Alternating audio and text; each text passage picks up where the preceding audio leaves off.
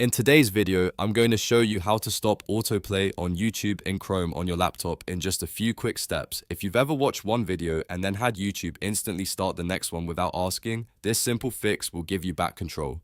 It's perfect if you want to save data, avoid endless recommended videos, or just stop YouTube from automatically playing the next video. And before we begin, if this video helps you, make sure to hit that like button and subscribe for more easy tutorials just like this one. Alright, let's get started. First, open Google Chrome on your laptop. You can launch it from your taskbar, desktop, or the start menu depending on how you normally access it.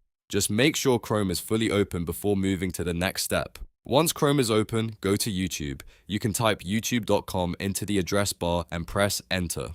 After that, play any video on the platform and wait for the video page to load completely. This is important because the autoplay setting only appears once the video player is fully loaded. Now look inside the video player area. On the right side of the video or near the playback controls depending on your layout, you should see the autoplay toggle button. This is the setting that controls whether YouTube automatically plays the next suggested video after your current one ends. If autoplay is turned on, it will usually appear highlighted or switched on. All you need to do is click the toggle once to turn it off. When it's off, YouTube will stop automatically moving to the next video after the current one finishes. That means you can watch one video at a time without being pushed into the next recommendation.